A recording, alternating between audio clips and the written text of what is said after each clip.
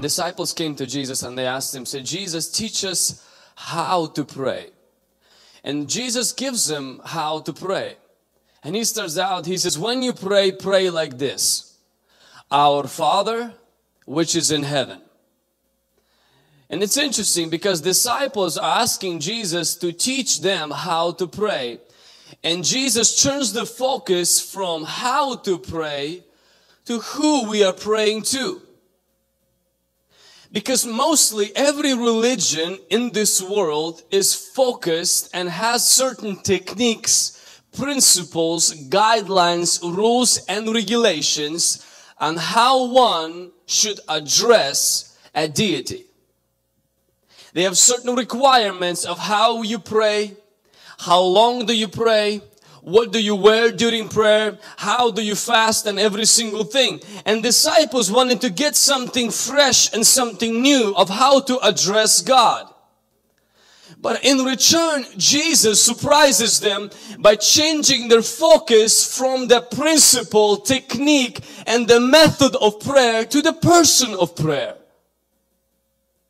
We have to understand that God doesn't want you to learn more about prayer. He wants you to learn more about Him. Because in Christianity, it's not about prayer, it's about a person. When we focus on prayer, and prayer becomes the reason for prayer, it becomes a discipline. It becomes something challenging. It becomes difficult. It becomes that sour lemon face. The word prayer makes you just kind of, your smile disappears. Because you know what that means. It's symbolic of running 5 miles. There's no pleasure in that. It's a discipline. It becomes a rigid, old, cold, lukewarm. It's a difficult task. But Jesus switches the prayer and He says prayer is not about a discipline. When the prayer is about a person, prayer is a delight. When a prayer is about prayer, it becomes a discipline. The biggest thing about text messages that teaches me about prayer, and I've discovered that personally when I was me and my wife started to develop a romantic relationship. And my wife was separated from me by a distance of 3.5 hours. She lived in Vancouver, Washington. I lived in Tri-Cities where we both reside now. And when she lived there, every single day, I would send her text messages. This is the way I communicated with her. And one month, that month that we discovered each other, I had a bill and I looked at the bill and I had 9,000 text messages sent in 1 month. I was shocked. It's almost 3 times more than a teenage girl in middle school. Now, and when I looked at that bill, do you know why I sent 9,000 text messages in that month? Not because I discovered text messages. Not because I was a junior higher, finally discovered that I could text other people. That wasn't the case. And let me tell you another reason why I sent 9,000 text messages. It wasn't because I fell in love with texting. I was in love with Lana. That's why I enjoy texting. Prayer is like text messages. God does not want us to fall in love with prayer. God wants us to fall in love with Him, and then prayer becomes enjoyable. When prayer is not enjoyable, it's not the problem with prayer, it's the problem with love. When you dread prayer and you say, I hate prayer, don't like prayer, don't practice prayer, it's not one of the things I enjoy. And it's not the prayer that you have problem with, it's the relationship that's the issue. And so we have to understand is that the Bible doesn't command us to fall in love with prayer. And there are many people saying, you know, I love prayer. It's like getting up and saying, I love text messages. That is bad. If you're married.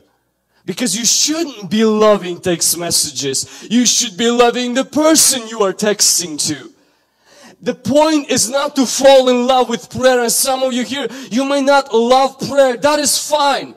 But prayer becomes very enjoyable when the person you are talking to in prayer, you love. That's why when disciples ask Jesus, teach us how to text. And He says, it's not about how to text. You have to know who you're gonna text first. And once you know who you're gonna text, it will go easily. When you are in love with somebody, you don't have to force yourself to text. You have to hold yourself back not to text. Some of you in here who are right now in that season of maybe developing a relationship with somebody, you didn't put as one of your New Year's resolutions to send 5 text messages every single day. Actually, your resolutions, and one of the things you repented is, God, help me to send less than 50 a day. Because it's not hard to send a lot of text messages and to share a lot of love when you're in love. It doesn't take a discipline, it's a pure delight.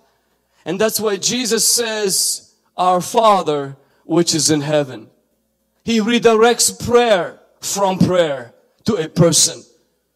Because the tendency of a religion is to shift prayer to a rule of sets and techniques and regulations and methods and different ways we can do it. And it becomes rigid. And only the people with the strongest discipline, those who run 4 miles every day just for fun, wake up at 5 in the morning and drink only 5 gallons of water every single day. Those are the guys who can do it. And the rest of us, no. No. The only prayer I'm going to pray is, Lord, as I lie down to sleep, you keep my soul, or whatever the prayer goes. And before the food, and that's all. But honestly, God does not want prayer to be for spiritual people. God wants prayer to be for people who are in love. People who love Him and those He loves deeply. Prayer becomes enjoyable when its focus is on Him instead of it.